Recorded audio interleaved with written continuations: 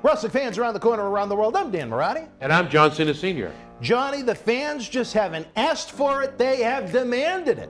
This August, we're headed back to Tampa for Wrestle House 2. WrestleMania weekend, we brought you Sinister Minister James Mitchell, TJP, Demolition Smash, Al Snow, Dutch Mantel Zeb Coulter, JTG of Primetime, and WWE Hall of Famer Gerald Briscoe for in-depth interviews and live interactive cyber autograph signings. And if you want our Wednesday Night Wrestling Insider Special Edition episodes to continue, we need your help to bring these superstars' careers and lives to life. Bringing you free content 7 days each week is an expensive proposition. Between appearance fees, air travel, renting the house, the equipment, and everything that goes in to a week of shooting, we can't do it without you. As we prepare to return to producing live in-ring events, help us bring you the superstars and legends of yesterday and tomorrow by visiting Indiegogo now and check out some of the great rewards. Wrestling fans, it's going to be a wild week in Tampa the first week in August. Get ready for Wrestle House 2.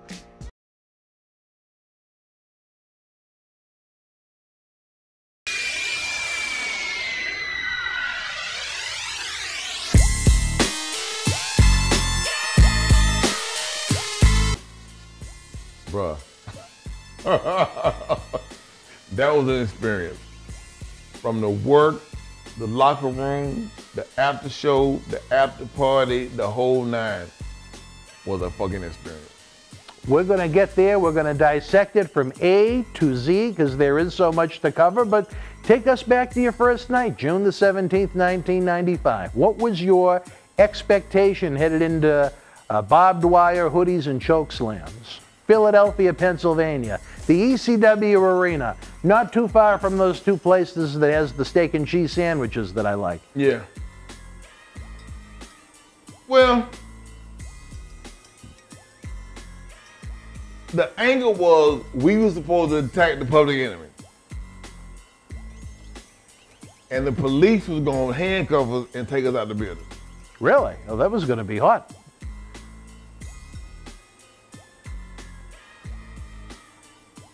It got back to my mom that I had gotten arrested. In this angle? Yeah. Okay. But she didn't know it was an angle.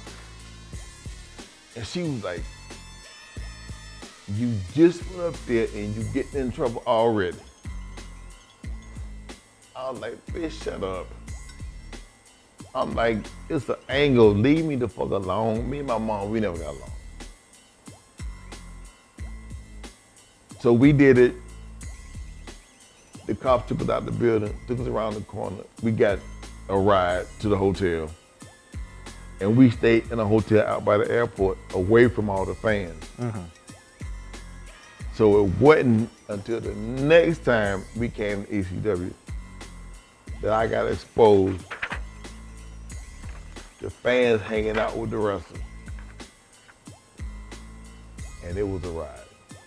Was it at that, what was it, a Holiday Inn? Travel Lodge. Travel, I'm sorry. The Holiday Inn came later. A little later on, yeah. But it was a Travel Lodge. Yeah. We had a good time. Had a good time. Were you expecting the atmosphere that you walked into? No. No. No.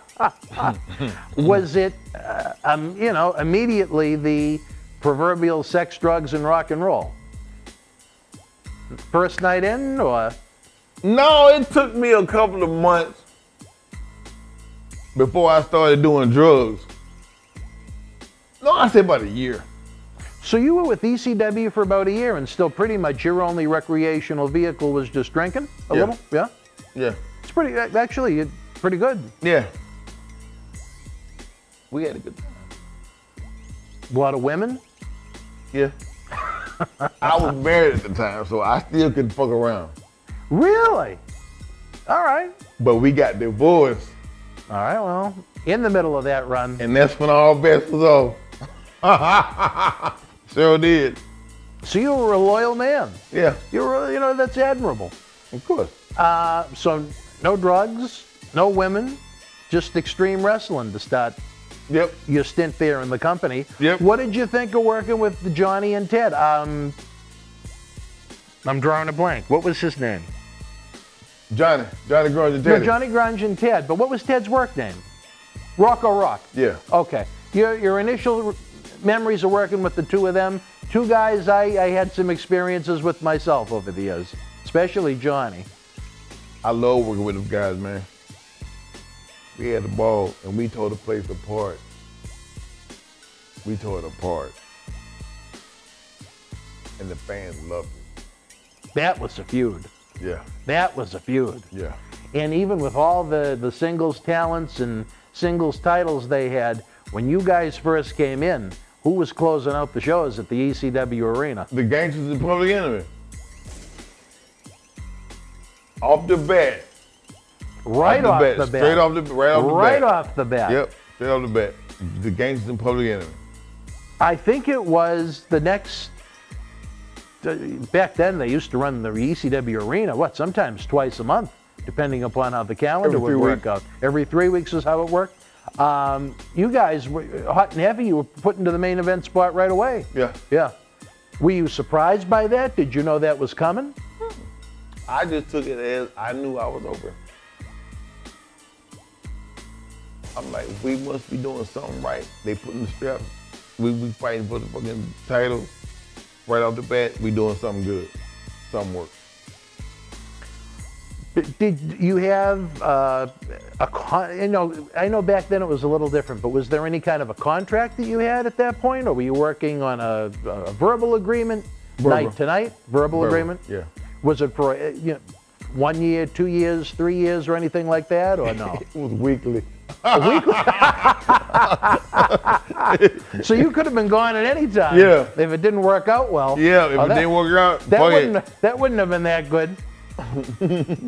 But I mean, what were your thought of the rabid fans that would go to the ECW arena? I mean, you talk about, I'm sure they weren't using some of the language that maybe you were accustomed to getting in Smoky Mountain, but as far as the passion and the anger and it was a different breed down there. Yeah. Thank you for joining us. Please give the video a big thumbs up, leave us a comment, and subscribe to the channel to enjoy more great content. Don't forget, you can help keep wrestling legends working. Check out our eBay store and join the Boston Wrestling family at patreon.com/Boston Wrestling so we can produce more in-depth shoot interviews.